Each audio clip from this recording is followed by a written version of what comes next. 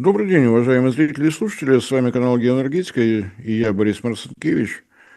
Сегодня хочу предложить вашему вниманию беседу с человеком, которого я считаю одним из самых серьезных специалистов по гидроэнергетике. Мы с ним уже встречались в нашей студии с Иваном Сливой. Разговор был посвящен нынешнему состоянию гидроэнергетики, нашей, российской, не где-то зарубежной. Я понимаю, что тема может показаться кому-то достаточно скучной. В ней точно отсутствуют Трамп и Урсула фон дер Ляйен, да, наша гидроэнергетика. Напомню, как выглядит ситуация с ней на день сегодняшний. Гидропотенциал России используется только на 20%, что нельзя сравнить ни с какими из наших соседей, включая даже те центральноазиатские республики, где воды совсем немного, но используется она там значительно в больших объемах для выработки электроэнергии. Мне кажется, что разговор был достаточно продолжительным, с одной стороны, поэтому будет две части, я этого не скрываю. Некоторые темы для тех, кто не очень глубоко погружен в ситуацию, покажутся незнакомыми, может быть, неожиданными. Первая часть будет посвящена действительно той ситуации, которая сложилась в гидроэнергетике по состоянию на 91 год, что происходило в гидроэнергетике, в частности, и в электроэнергетике России как таковой, что такое крест Чубайса и какие обстоятельства привели к тому, что государственная компания «Росгидро», несмотря на ее название, владеет и управляет не более чем 50% гидроэлектростанций России. Остальные находятся в собственности под управлениями других компаний, которые не являются специализированными, и это тоже дает определенные последствия. Вот этому будет посвящена первая часть разговора. Может быть, она покажется излишне пессимистичной, но есть и вторая часть. В ней оптимизма присутствует значительно больше.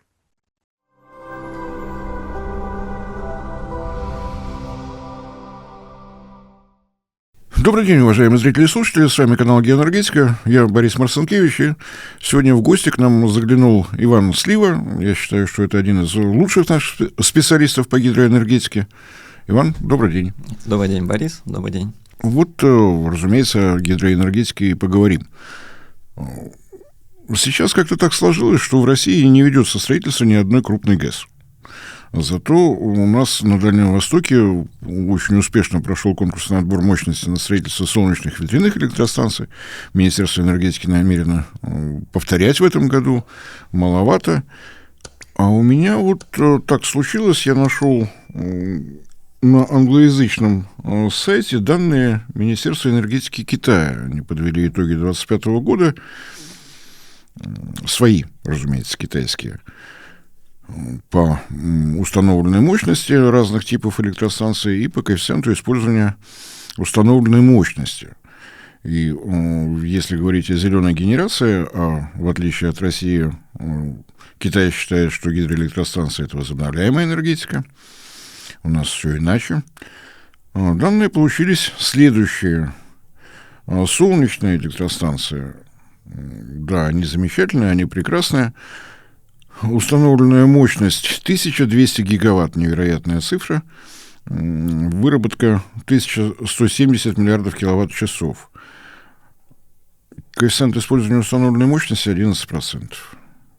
Ветроэлектростанции. Установленная мощность 640 мегаватт.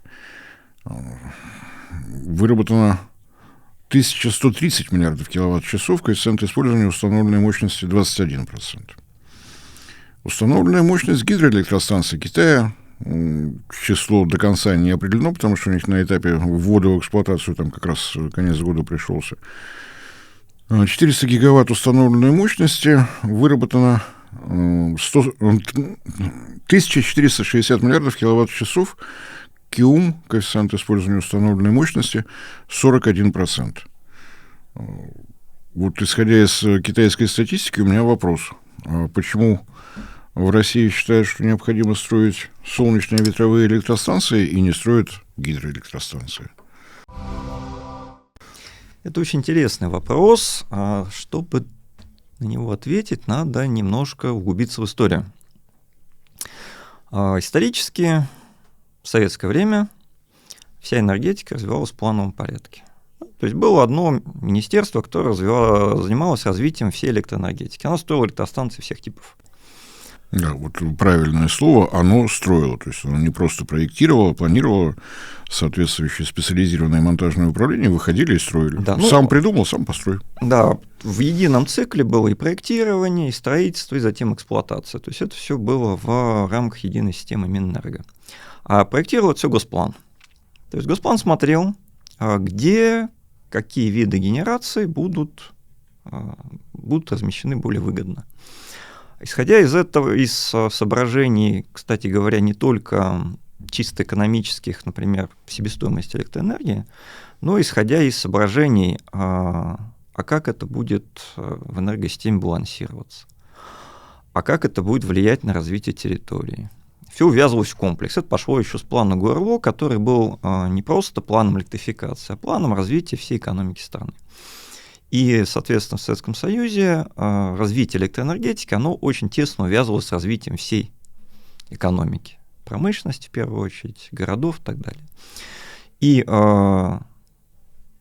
скажем, если было видно, что вот на Дальнем Востоке, в Сибири есть хороший гидропотенциал, там можно построить мощную гидроэлектростанцию. Рядом с ней можно построить завод, который будет потребляет электроэнергию, делать там, допустим, алюминий, или, например, лесопромышленный комплекс, или алмазы добывать, да, то, собственно, так оно и делалось. Все делалось в плановом порядке. И еще один момент, о котором часто забывают. Министерство энергетики вовсю использовало в своих целях Министерство геологии, что без геологов строить электростанцию, потому что Министерство энергетики тогда считало, что логистические расходы должны быть минимальны. Лучше построить электростанцию на местном сырье, если есть такая возможность. Ну да, это, собственно, та же самая логика минимизации расходов, минимизации транспортного плеча и так далее. Все это хорошо работало. Гидроэнергетика советская занимала одни из лидирующих мест в мире. То есть есть целый ряд был построен объектов, которыми мы гордимся до сих пор. Мы и за границей строили достаточно. И за границей, в общем, советская гидроэнергетическая школа, она была очень сильной. И, в общем, она сохранилась до сих пор, уже как российская гидроэнергетическая школа, хотя и в таком потрепанном, скажем так, состоянии, но, тем не менее, основные компетенции пока еще, они сохранились. Затем у нас наступила другая история. Да? Советский Союз закончился. Наступили 90-е. В 90-х вся энергетика существовала в режиме такого выживания. То есть было вообще ни до каких строек, поскольку там энергопотребление упало. Была проблема в том, что существующие станции как-то вот сохранить, чтобы они там не встали без топлива, не развалились из-за того, что их не ремонтировали и так далее.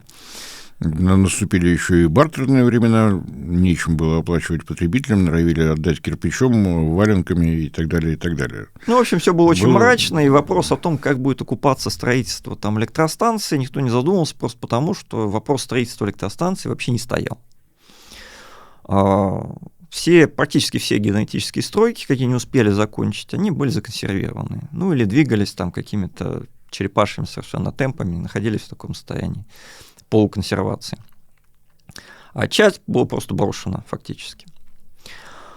Затем к началу 2000-х экономика у нас начала потихонечку оживать. Спрос на электроэнергию стал расти. И возникла такая ситуация, когда, поскольку ничего не вводилось, слабо ремонтировалось, то, посмотрев рост энергопотребления и темпы выбывания мощностей, которые просто изношены, получился, такой крест Чубайса, как его называли, да? Что эти графики, они в определенный момент пересекались. То есть денег нет, надо модернизировать, надо строить новое, не получается, денег становится еще меньше. Да, то есть возникла ситуация, когда энергетика могла стать лимитирующим фактором для экономического роста страны. Соответственно, встал прямой вопрос, как нам развивать электроэнергетику. Была реформа РАО СС России, в рамках которой был придуман такой интересный механизм, который назывался ДПМ. ДПМ – договор о поставке мощности, предоставлении мощности. Так, сейчас расшифровывать стали. Говорят, в общем, и так, не суть. Смысл заключается в чем? Генерирующая компания, которая хочет построить электростанцию, она заключает, фактически с государством договор, согласно которому оно в определенные сроки обязуется построить электростанцию. За это...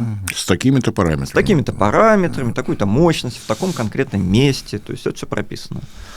Если оно ее строит, оно в течение 15-20 лет, в зависимости от того, что это электростанции, получает платежи с рынка, которые обеспечивают окупаемость. То есть отдельно идет продажа электроэнергии, отдельно возврат по инвестиции по ДПМ. Отдельно инвестиции по ДПМ мощность. Эта мощность, фактически, она тоже трансформируется в электроэнергию, потом в платежи за электроэнергию, потому что потребители платят понятно. за киловатт-часы. Общий смысл такой. То есть это был механизм, который создал гарантию того, что вы построите, вы свои инвестиции окупите. При этом гарантии давало государство, а оплачивал конечный потребитель. Естественно, оплачивает конечный потребитель, потому что, кто еще будет это оплачивать? Электростанции, в общем, строятся для того, чтобы вырабатывать электроэнергию, которую потребляет конечный потребитель. Такие договоры были заключены по большому количеству энергообъектов всех типов. Тепловые станции, атомные станции и гидроэлектростанции тоже. По гидроэлектростанциям в основном это были объекты, которые как раз недострой советского периода. Там было буквально пара исключений, но в основном это были советские недострои. Причина была очень проста. Надо было сначала хотя бы достроить это. То есть Богучанская ГЭС, Бурейская Богучанская, ГЭС. кстати, была единственным объектом, который шел не по ДПМу, там была совершенно отдельная история. Частно-государственное партнерство. Да, частно-государственное партнерство. Дело в том, что она была в достаточно высокой степени готовности сама по себе, и она была связана с алюминиевым заводом строящимся. И там, в общем, можно было без ДПМ обойтись, ее достроить в рамках... Частно-государственного партнерства, по-моему, это единственный пример пока в России, совместное строительство с частным бизнесом и государственной компанией Росгидро, так и остается. Так оно и остается. Все остальное, оно было достраивалось по ДПМ, новых проектов там практически не было, хотя после того, как Росгидро образовалось, оно очень активно начало просчитывать, проектировать различные объекты, в том числе например, очень серьезно проектировалась Венкийская ГЭС. Это был проект одной из крупнейших электростанций мира. У нее мощность была порядка 12 гигаватт. То есть это 2 раза больше, чем Саяно-Шушенская ГЭС, которая самая мощная электростанция России. И она серьезно проектировалась, был проект, который уже выходил на согласование, там были общественные слушания и так далее. Я помню предложение Росгидро после страшного наводнения 2013 года, когда была создана даже специальная правительственная комиссия, которая должна была решать, как бороться с паводками. И тогда Росгидро предложила, если мне память не изменяет, сразу 11 проектов гидроэлектростанции на притоках Амура с тем, чтобы такого не повторилось. Да, но это немножко отдельно и более старая история.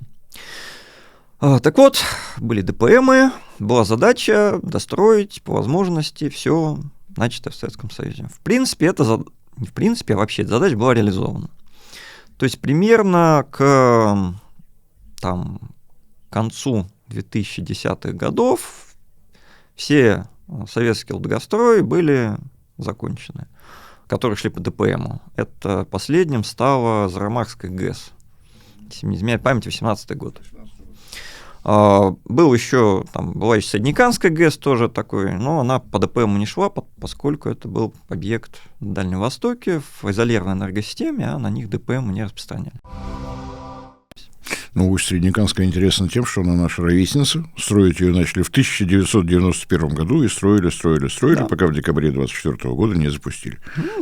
Запустили ее там пораньше. На проектную мощность вывели. Завершили строительство, да, в 2024 году. То есть, если кого-то интересует история Советского Союза, читайте историю строительства Усть-Среднекамской ГЭС. Есть деньги, нет денег, вот сейчас немножко нашли, люди пропали, надо людей набрали, обеспечивать. Вот такая история. Это очень вообще очень интересная, уникальная история, когда в 90-е стройку фактически с нуля, там, потому что был подготовительный этап, все-таки смогли как-то вытащить. Это вообще как чудо на самом деле.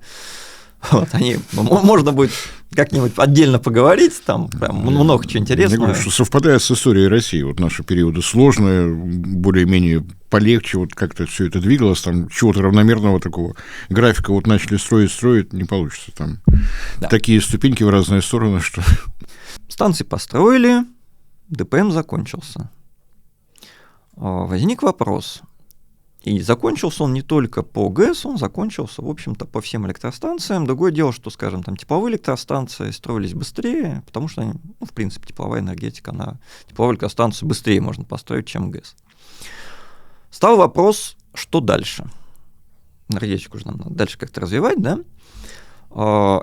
И, в общем-то, оказалось, что никакого другого механизма, кроме нового ДПМа, для того, чтобы развивать электроэнергетику, нет.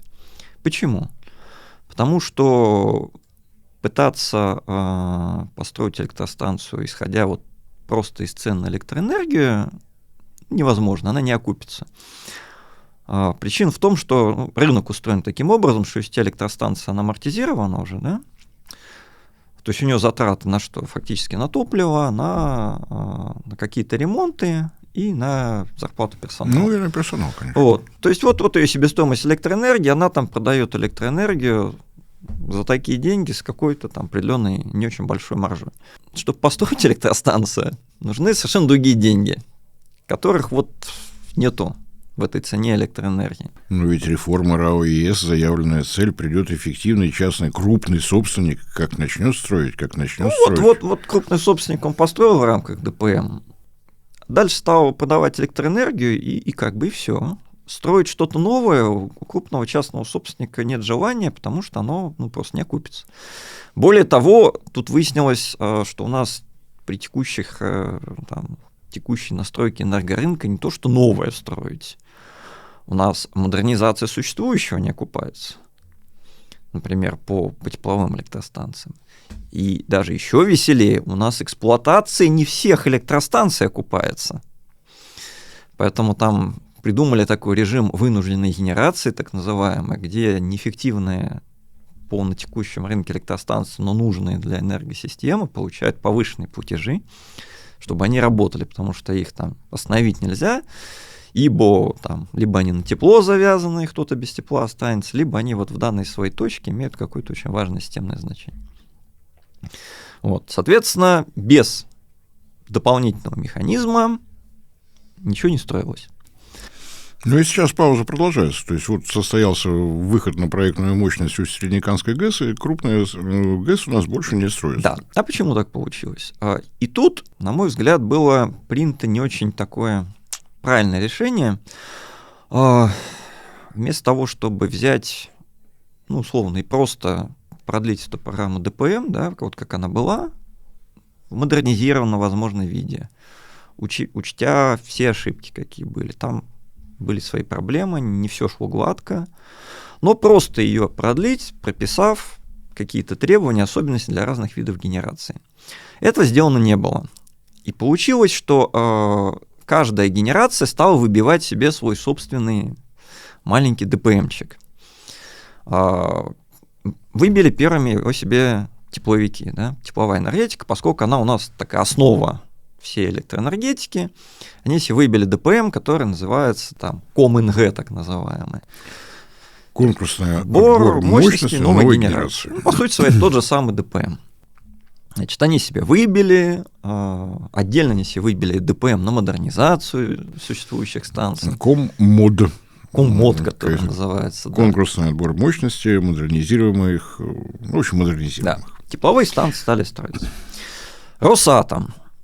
Росатом тоже там достроил свои блоки по ДПМ, начал строить там Курскую АЭС-2 без ДПМ и понял, что что-то как-то вот без ДПМ ему тоже не очень это комфортно. Он в 2024 году тоже себе выбил новый ДПМ по АЭС. Ну, как бы Росатом у нас структура такая, она имеет вес существенный, традиционно. Дальше. Партизанский отряд солнечных ветряных электростанций. Да, стали смотреть, что как-то в мире она очень активно развивается, возобновляемая энергетика. Солнечная, ветровая. И возникло понимание, что как бы вот в этот поезд тоже надо как-то заскакивать, потому что если в него не заскочить, мы можем тоже на обочине оказаться всего этого дела. Нам очень надо быть в этом поезде, конечно. Да, в поезде надо быть, потому что возобновляемая энергетика – это давно уже не какие-то там эти эксперименты. Это серьезное направление. Тот же вот Китай, да, вы сказали, он вводит это там в год сотнями гигаватт. Кто бы спорил, но коэффициент использования установленной мощности такой, какой есть. Да, Киум 11%. У них маленький, но они берут за счет того, что это все быстро монтируется, что это все можно строить почти везде, и цены падают. Это, как бы солнечная энергетика, она уже становится конкурентоспособна даже уже в нормальных условиях. Ну, с этим можно долго спорить, потому что помимо строительства солнечных ветряных электростанций, многомиллиардное вложение в строительство сетей. В сетей, в накопители энергии. В общем, это отдельный большой вопрос, но суть в том, что... Можно отдельно говорить, сколько стоит киловатт-час на клемме солнечной панели, а вот как она добирается до потребителя, цена оказывается немножко другой, потому что нужны накопители, нужны сети, нужны подстанции, нужна диспетчеризация.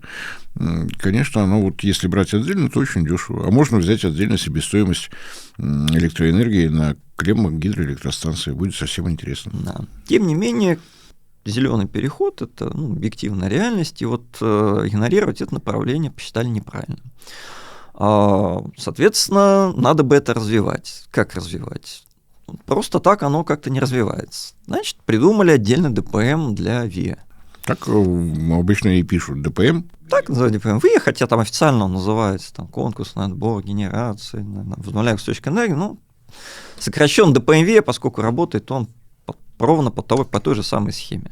И вот здесь замечательный момент. Крупные ГЭС перестали быть возобновляемыми источниками энергии. В соответствии с нашими действующими правилами, законами, уложениями Министерства энергетики,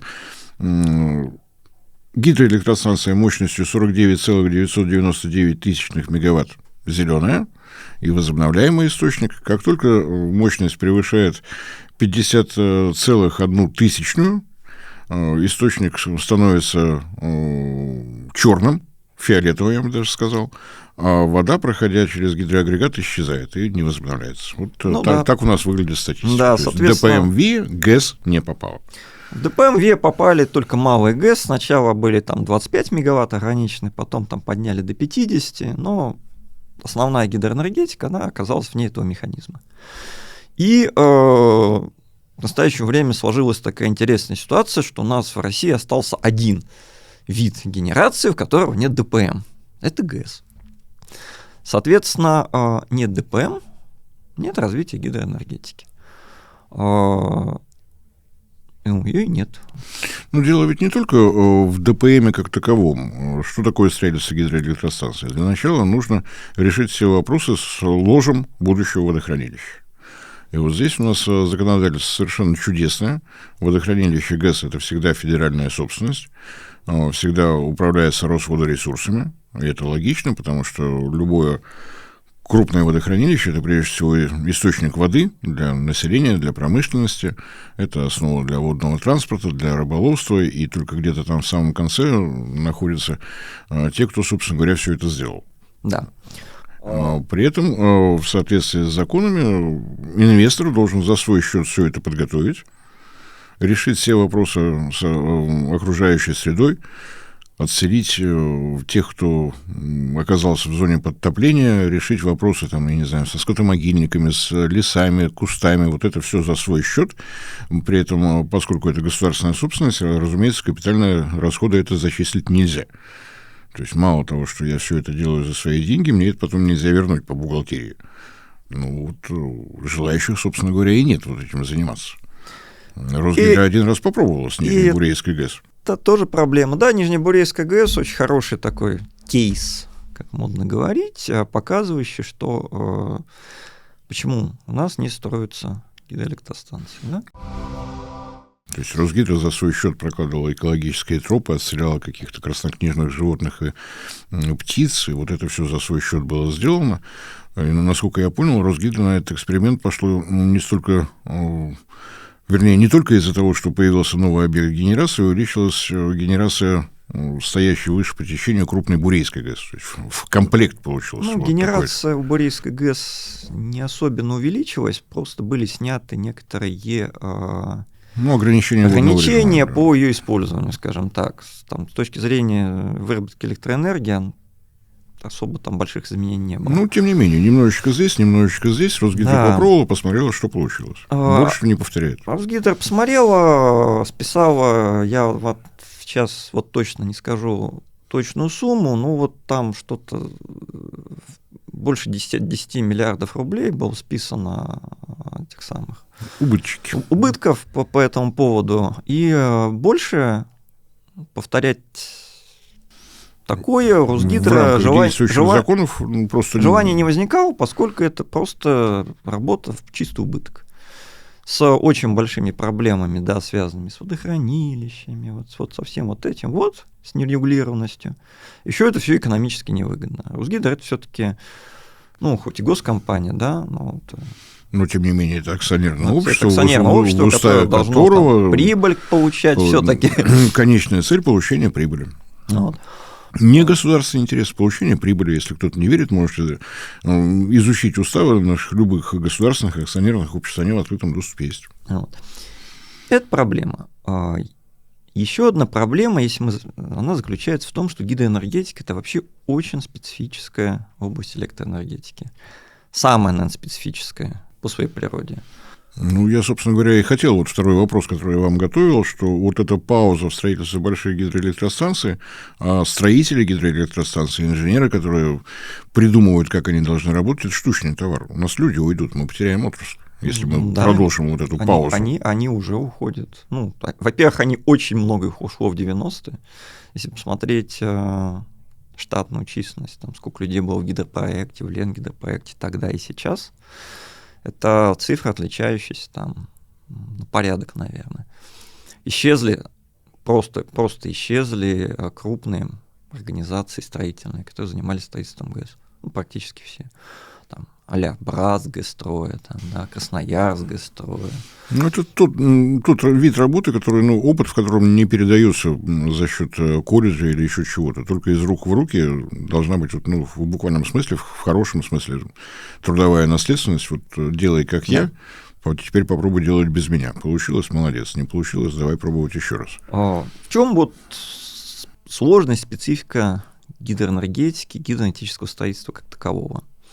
Она заключается в том, что ГЭС строится долго. Это ее объективная такая реальность, да, почему? Потому что каждый проект ГЭС уникален, потому что нужны большие, часто ГЭС размещаются где-то далеко в необжитой местности, значит, у нас большой подготовительный этап, надо проложить дороги, линии электропередачи, создать производственную базу. Если это связано, допустим, если это бетонная плотина, то надо еще и заводик на месте построить, чтобы не возить бетон. Надо разведать месторождение местных материалов, если у нас, допустим, грунтовая плотина. Вот. Большие объемы. Там, допустим, большая, вот прям хорошая, мощная ГЭС класса там 1000 мегаватт, объемы бетона могут измеряются миллионами кубометров. Объемы грунта, если грунтовая плотина, могут измеряться десятками миллионов кубометров. То есть это долго, это дорого. То есть если смотреть капекс на киловатт-час, на киловатт мощности, то ГЭС часто оказывается в лидерах Ну, это с одной стороны. С другой стороны, мы знаем, что срок эксплуатации угольных газовых электростанций 40 лет, современных атомных электростанций 60 лет, а срок работы гидроэлектростанций особо никому не известен. Да. Наиболее честное поведение в Швейцарии, где каждые 10 лет добавляют 10 лет. Сейчас они дошагали до 110.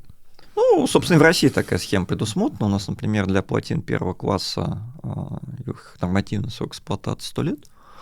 А у нас скоро подойдет, хотя я точно не помню, Волховская ГЭС, она первого класса, не первого,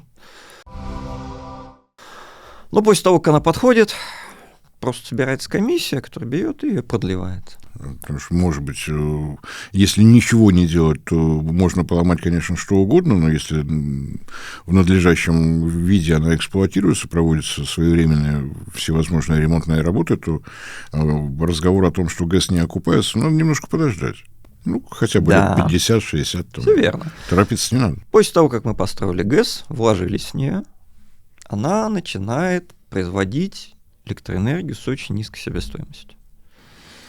Потому что топливо... Очень недорогая логистика. Да. Она не потребляет топлива вообще никакого. Она вырабатывает эту электроэнергию. Там персонала на ГЭС мало.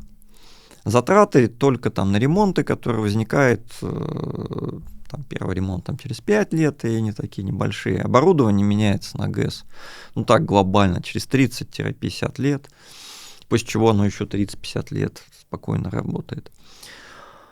И она начинает отбивать затраты, и через некоторое время выходит в плюс. Но это все очень плохо сочетается с рыночной экономикой. С тем, что у нас назвали рынком электроэнергии, я бы так корректно выразился. И с рынком электроэнергии, и с просто финансированием любых проектов. Потому что финансирование любых проектов у нас финансирует обычно кто? Финансирует банк. Банк дает деньги под процент. Вот. Процент, особенно сейчас, большой. Если вы строите ГЭС... Вызывает улыбки. 10 лет, допустим, да? Вот, даже там 8, к примеру. Вы не отдаете этот кредит. Вы выгодно взяли его под 25%. Да, вы выгодно взяли под 25%, через 10 лет вы должны отдать там сколько? В 4 раза дороже, да? Вот. И вы будете его отдавать там еще 50 лет, 100 лет вы его, ну, может быть, отдадите, но банку это неинтересно. Вот такие настолько долгие истории. Да, банков, которые жили бы столько, сколько гидроэлектростанций, очень немного. Ну да, там Сбербанк, он, конечно, там отсчитывает свое рождение там с 19 века, но... Но не везде. Когда у него в Крыму спрашивают, ну мы же новый банк, ну что... Ну тоже такое, переменная величина. То есть одна проблема в том, что гидроэлектростанции плохо вписываются в рынок. Причем они плохо вписываются в рынок не только в России. Они плохо вписываются в рынок везде в мире. Вторая проблема. Гидроэлектростанция очень сильно связана с работами на Земле. Это объект, который оказывает большое влияние на окружающую местность. В первую очередь это связано с водохранилищем. То есть мы должны взять кусок земли, обширный кусок, это десятки, сотни квадратных километров, и его затопить. Эту землю надо изъять из оборота. Если земля государственная, соответственно, государство ее должно выделить. Если земля частная, ее нужно изъять у собственника, заплатив им какие-то деньги. Нужно переселить людей, если это необходимо. Перенести там дороги, линии электропередачи, те же скотомогильники. Нужно провести археологические раскопки, потому что оно это все уйдет. Если там какое-то месторождение полезных ископаемых, его нужно либо очень быстро разрабатывать, либо как-то там защищать дамбами, ну, там, либо, если оно малоценное, опять же списать с баланса, затопить. А без деятельного, очень деятельного вовлечения государства это невозможно по определению. То есть если мы просто строим тепловую электростанцию, вот мы тут выкупили земельный участок площадью там квадратный километр, наверное, меньше даже. Ну, неважно. Да, и все. И мы построили, и мы молодцы. То вот тут и мы вписались в рынок. Да, мы вписались в рынок. То когда наша зона влияния, она охватывает сотни квадратных километров, тут возникают совсем другие истории. в которых без государства не обойтись в принципе, невозможно. Если государство думает о своем развитии в пересчете на те самые десятки лет, на 70, 80, 100 лет. Да, мы сейчас сложились, но помимо всех расходов, которые несут ГЭС существенно влияет на то, что происходит вокруг нее после того, как она введена в эксплуатацию. Это третий момент. То есть ГЭС очень часто это комплексный объект. То есть мы не только вырабатываем электричество, защищаем от наводнений, а накапливаем воду для водоснабжения, для орошения земель. То есть совершенно иначе выглядит развитие населенных пунктов, сельского хозяйства, судоходство, даже рыбоводство. Рыбоводство, там, рекреация может в каких-то случаях очень даже сыграть. Но это, опять же, государство, которое должно увязать все вот эти вот интересы, они могут быть разные. То есть кто-то выигрывает от ГЭС, кто-то может не выиграть от ГЭС, да, ему надо это как-то компенсировать. Допустим, там затапливается какой-то мост надо перенести, построить где-то. Речники, допустим, да, надо строить шлюз, запроектировать, где-то, возможно, углубление. А где-то возникает мост, которого не было. Где-то возникает мост, которого не было. Поверхность плотины — это либо автомобильная дорога, либо железнодорожная, либо то и другое вместе, и это на века. К чему это приводит на практике? Это приводит на практике к тому, что без очень деятельного участия государства гидроэнергетика развиваться не может. Поэтому везде в мире гидроэнергетика развивается при этого самого государства в самом непосредственном участии. Если посмотреть по странам, где больше всего ГЭС. Начнем с Китая. Вообще вопросов нет. Тут сложно что-то спросить. Вся гидроэнергетика 100% государственная, партия сказала, пошли строить плотины, и строим. Да, партия не просто сказала, она спроектировала, она оценила, каким будет воздействие на все, что рядом, какие будут последствия после того, как все это будет введено. То есть, оно в комплексно все связало, оно это все в свой 5-летний план. В Китае все 5-летние планы, как в СССР, по большому счету. Как в Иране, то же самое. Дальше. Канада. Вроде бы, да, прям вот такой образец капитализма. Гидроэнергетикой кто занимается? Компания Хайдро-Квебек. Компания Хайдро-Квебек принадлежит кому? Правительство Квебек. Как это неудивительно, развивает гидроэнергетику. Бразилия, опять же, рынок вроде бы, да, электроэнергетикой занимается кто? Компания Электробрас. Компания Электробрас принадлежит кому? Государству бразильскому. Строит ГЭС. Норвегия. Уж тоже просто Европа, тоже образец всех либеральных ценностей и так далее. Вся электроэнергетика практически полностью построена на ГЭС. Принадлежит компании Statkraft. Компания Statkraft принадлежит кому? Государству Норвегия. И, собственно говоря, чтобы за экзотикой далеко не ходить, ЭДФ, Франция, создана, собственно говоря, господином де Голлем или месье де Голлем, я не знаю, как его там правильно называть, он просто национализировал 54 частных гидроэлектростанции для разминки. Да? Поняв, что без государственного управления, без государственного регулирования ничего хорошего не ждет. ЭДФ по-прежнему находится в собственности правительства Франции. И самая, наверное, прекрасная история – это североамериканские Соединенные Штаты.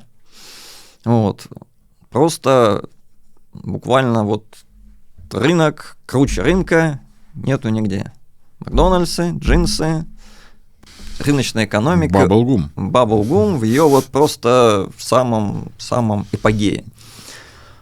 Кто же строит, сейчас уже не особо строит, но так исторически строил гидроэлектростанции в Соединенных Штатах Америки и, собственно, продолжает их эксплуатировать. А это, оказывается, две интересные организации. Одна организация называется Министерство мелиорации США, а вторая организация называется Корпус военных инженеров США. Это даже не акционерное общество с госучастием. Это просто государственный орган на уровне правительства и армии. Возникает вопрос, с кого же мы взяли пример, когда решили, что все должно находиться в руках эффективных частных собственников. И как же нам, собственно говоря, повезло, что ГидроАГК, первое название, которое мы теперь все знаем как Росгидро, удалось удержать в руках правительства? Это загадочная история, но очень хорошо, что нам удалось удержать Гидро-РУК, оно же Русгидро, под контролем государства. Безусловно, это хорошо. Но плохо то, что, во-первых, Русгидро включила в себя далеко не всю гидроэнергетику России. И еще включило в себя не только гидроэнергетику России. Оно включило в себя там, около половины гидроэнергетики России. Все остальное разошлось. Например, самая ее эффективная часть – это каскад. Енисейский каскад. Ангар Енисейский каскад, там, за исключением Саяно-Шушенской ГЭС, он ушел в частную компанию ЕН+, которая занимается производством алюминия. Гидроэнергетику она, в общем, тоже, в принципе, неплохо, не против бы развивать, и даже в какой-то мере развивает, но в какой-то мере. Да? И плюс еще там несколько гигаватт гидроэлектростанций расползлись еще по ряду компаний. Что-то ушло там, вся энергетика, гидроэнергетика Северо-Запада ушла в компанию ТГК-1.